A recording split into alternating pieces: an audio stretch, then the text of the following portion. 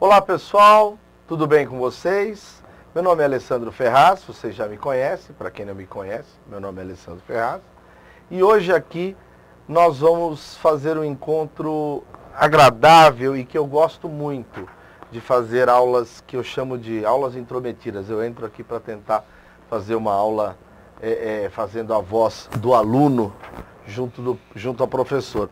Por que eu gosto disso? Quem vai dar aula para vocês é o professor Clilton Guimarães, no assunto recursos do processo civil.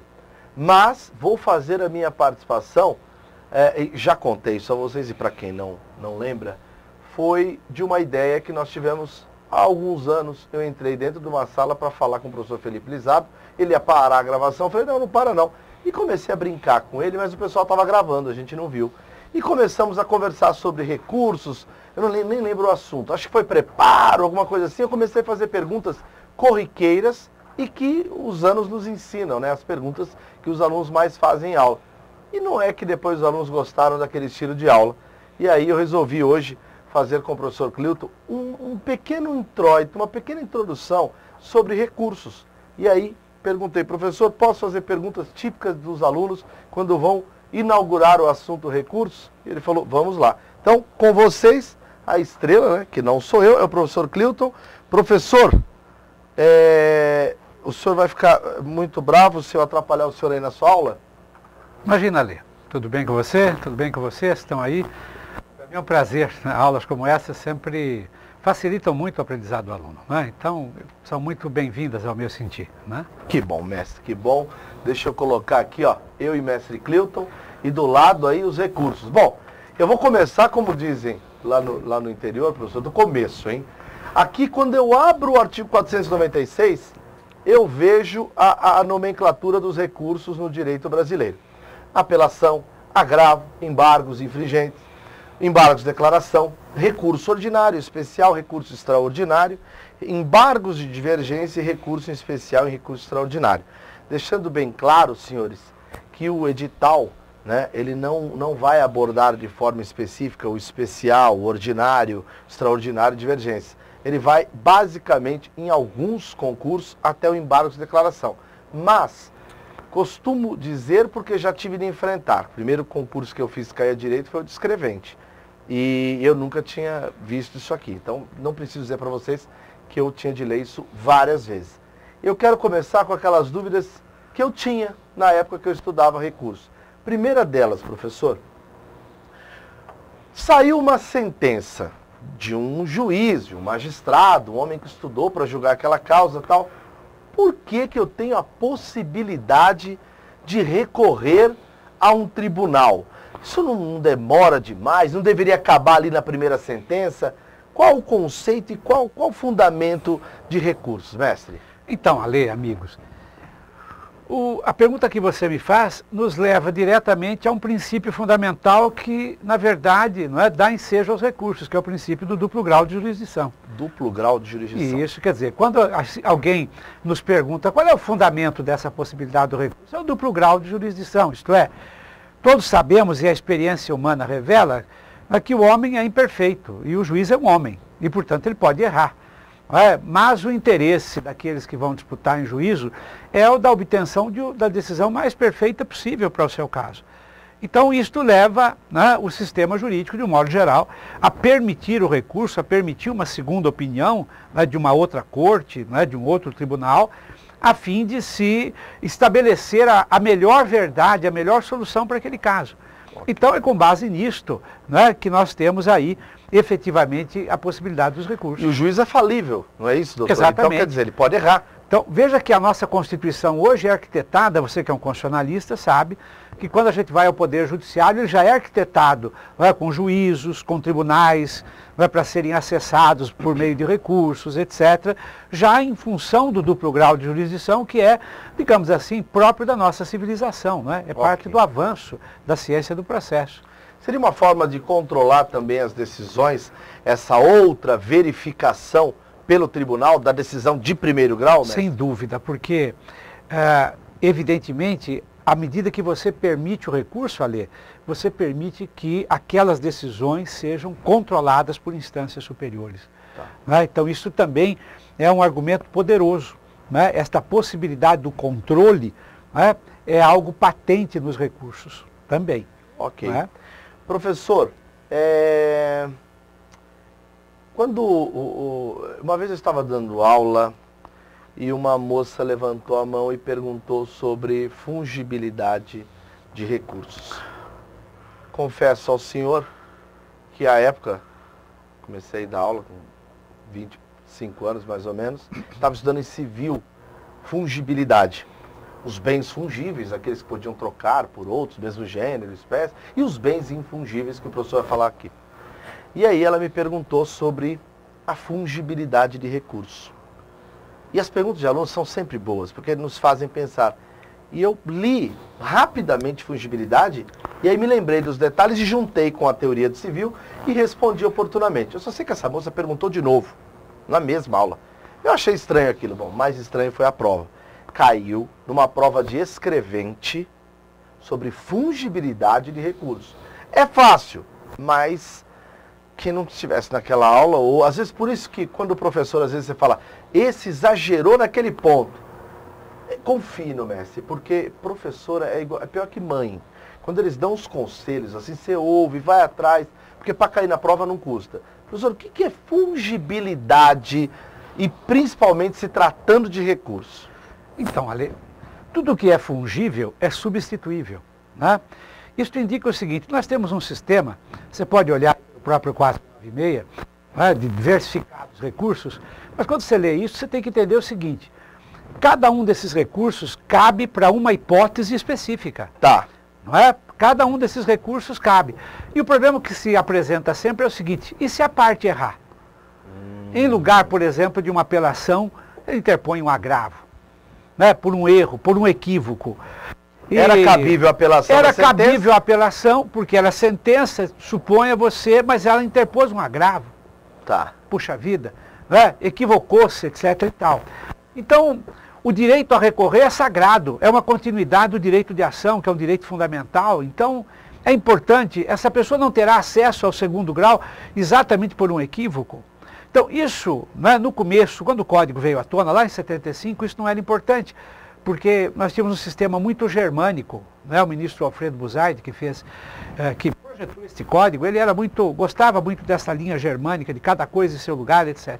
Mas a doutrina depois cedeu passo, dizendo, não, o direito de acesso ao segundo grau de jurisdição, o acesso à justiça é mais importante. Então pode ser que a parte tenha se equivocado, mas por um erro compreensível. Não um erro grosseiro. Não um erro grosseiro, um erro compreensível. Tá. E se esse erro for compreensível, né, em nome do direito dela, né, de recorrer, o tribunal pode aceitar um recurso por outro. No lugar do outro. No lugar do outro. Isso é fungibilidade. Uhum. Agora, aceitará se não se tratar de erro grosseiro, se não se tratar de falha técnica grotesca. Então, para sinalizar que o acesso à justiça é mais importante. Pegando um gancho aí, mestre, um bem infungível lá no direito civil é aquele que não pode ser trocado por outro. Por exemplo, uma obra de arte, uma obra de Van Gogh, por exemplo, é um bem infungível. Isso, é um bem infungível, insubstituível por outro. Bens fungíveis são aqueles que a gente só considera por quantidade, né, e espécie. Tá. Então não há uma especificação mais ajustada. Então, por exemplo, grãos, né, etc., dinheiro, é um exemplo mais formal de bem fungível. Tá. Fungibilidade é essa substitutividade. Agora, uma pergunta. Para isso eu vou me valer aqui um pequeno exemplo aqui, sem cansá-los e tampouco ao mestre. Eu tenho aqui o autor, tenho lá o réu, o autor vai até lá o estado juiz, entra com a petição inicial, o réu foi citado, vai ter todo um desenrolar do processo, saiu uma sentença. Dessa sentença, em regra, cabe apelação. Até eu que ainda não estudei tanto, já consigo ver isso, mestre. E essa sentença, cabe apelação, mas quando vai lá para o tribunal, a sentença que lá dão, que vão proferir, tem outro nome. É o acórdão.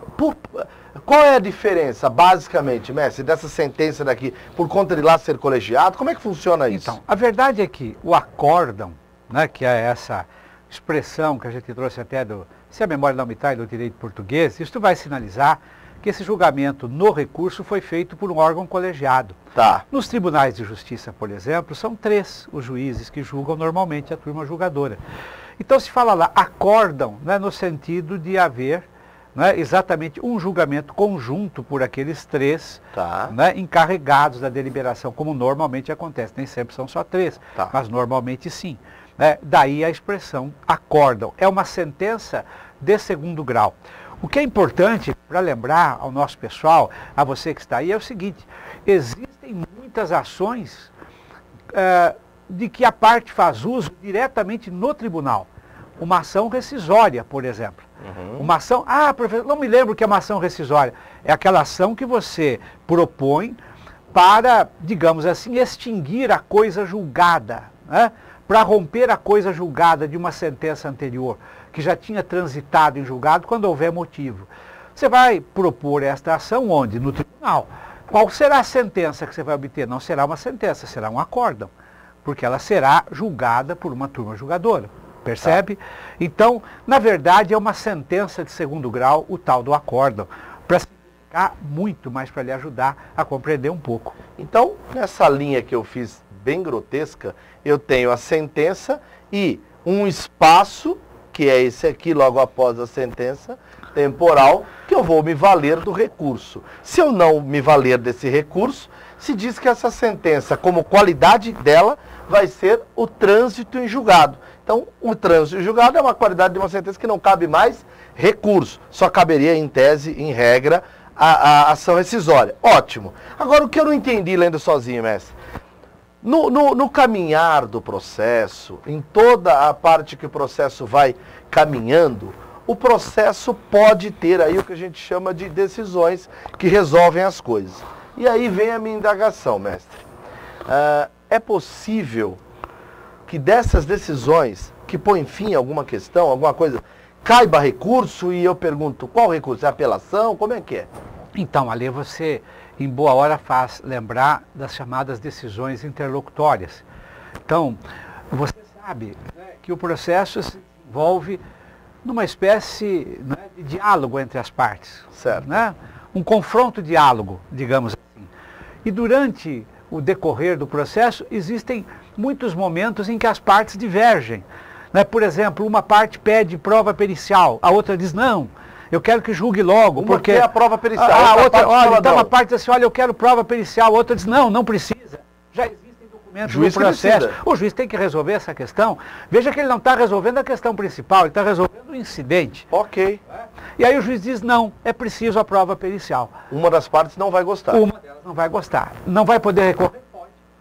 Terá um recurso. Esse recurso e aí não seria apelação. Não seria apelação, seria agravo, porque esta decisão não é uma decisão, né, equivalente à sentença, ela não põe termo final, né? Ela não põe termo final à discussão.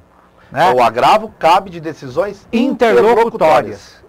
Guarde bem isso, porque o agravo é um recurso que cabe de decisões interlocutórias, quando o processo esteja tramitando em primeiro grau ou em segundo. Nossa, também. E agora me faz lembrar o Não é? assunto anterior. Então existem discussões em que, diante de um julgamento, a parte tenha dúvida se caberia ali, nesse caso foi fácil, mas se caberia ali agravo ou apelação. Se o erro não for grosseiro e a parte entrar com agravo, quando na verdade era apelação, ou vice-versa, desde que assim não seja grosseiro, e dentro do prazo, né? Respeitando o prazo, tempestivo e tal, o juiz pode aceitar, vamos dizer assim, a apelação no lugar de agravo, ou agravo no lugar de apelação. Vou dar um exemplo, posso? Por favor. Por exemplo, é muito comum as partes pedirem em juízo, as partes que não têm condição de custeio, né, do processo. O processo, você sabe, né, o processo não existe almoço grátis, paga-se, né, pagam-se custos. Então muitos pedem os benefícios da assistência judiciária gratuita. Boa. 1050/60. O juiz, suponha você, defere ou indefere. Essa também é uma questão que fica resolvida, mas pode desagradar uma das partes. Claro. Pode desagradar. Eu acho, por exemplo, que ele poderia pagar Eu acho que ele, olha, como é que ele tem um advogado particular e vai pedir esse benefício? Boa. Olha essa. Aí amanhã ou depois, se eu ganho a questão, ele vai dizer que não pode me pagar. né, a sucumbência, porque evidentemente eu também terei direito a isto. E o juiz deu a gratuidade? Aí o juiz deu a gratuidade, eu posso recorrer? E agora, hein? E agora? O seguinte, você vai à Lei 1050 e lá está escrito que o recurso cabível é apelação. Certo. Só que o juiz decidiu isso no meio do processo, não num processo autônomo, à parte. E aí você vai ficar, se é no meio do processo, em meio ao processo, é um agravo, ou é a lei fala em sentença. Aí o indivíduo interpõe uma apelação, porque como a lei fala em apelação, perdão, a lei não fala em sentença, fala em apelação. Como a lei fala em apelação, o sujeito vai lá, interpõe a apelação, o tribunal diz, não é uma apelação, é um agravo. Mas nesse caso, não é um erro grosseiro, porque a própria lei embaralha. Excelente. Então, nesse caso, seria razoável o tribunal dizer, não, embora ele tivesse interposto aí uma apelação, vou receber como agravo. Ponto. E resolva a questão. Excelente exemplo. Essa é a alternativa. Excelente exemplo. Bom, outra coisa, mestre, só para finalizar aqui, um ponto que eu sempre tive dúvida quando eu estudava isso aqui, eu quero perguntar para o senhor. Cadê? Deixa eu pôr o arquivo aqui para frente. Aqui, ó. Aqui, o recurso, a parte. É isso aqui, ó. Bom, aqui, ó. É isso que eu queria, professor. Deixa eu colocar aqui para aparecer. Aqui, pronto. Essa parte, quando se fala do preparo, no ato de interposição do recurso, o recorrente, então imagino que aquele que vai recorrer, quando exigido, ele tem de recolher um valor lá de custas. E como é que o nome desse recolhimento é preparo? É isso? Porque eu lembro quando eu estudava na faculdade, acho que o professor achou que tivesse dado essa aula para nós. Aí ele começou, não, mas aí não recolheu o preparo, tal. E a gente falou, que diabo de preparo, tal. Então, como é que funciona isso? O valor dessas custas se denomina preparo. E se não recorrer, a penalidade é a deserção? Como que é isso, professor? Então, não há almoço grátis, eu repito. Tá. Interpor um recurso custa. Então, aquele que interpõe o recurso precisa apresentar com a interposição uma guia de recolhimento desses valores. São taxas, são emolumentos chamados, denominados preparo. Tá. É grave a pessoa não recolher esse valor? É grave. Por quê? Porque o recurso será julgado deserto, a pena de deserção. Ora, meu amigo, é simples de você compreender isso. Veja só, o que significa desertar? Significa abandonar. Quer dizer, aquele que não paga, desertou da intenção de recorrer, aparentemente. Então, a pena é a deserção. O juiz vai entender que ele desertou, que ele efetivamente não quis levar avante aquela pretensão. Todo mundo por meio do recurso. Recolher preparo, mestre? Todo mundo, vírgula, porque em direito a gente não pode generalizar absolutamente nunca. Okay. Por quê? Porque há aqueles que estão isentos de custas. Os beneficiários da assistência judiciária gratuita, o Ministério Público, a Fazenda Pública, enfim. Há uma série de sujeitos que, quando são partes em processo, ficam isentados já à vista da lei dessa necessidade. E olha, é preciso você tomar cuidado, porque os examinadores não fazem perguntas fáceis. Eles não perguntam exatamente o que está aí, perguntam muitas vezes o que não está. Então é preciso que você se acautele. A própria lei aí já dá indicativos de que nem todas as partes ficarão sujeitas a isso. Inclusive os que gozam de isenção legal, por exemplo, beneficiados pela gratuidade da justiça. Gratuidade da justiça. Legal. Está claro? Só para finalizar, professor, e deixa o senhor conduzir daqui. Eu adoro esse dispositivo porque a gente tem experiência de prova e já sabe, né?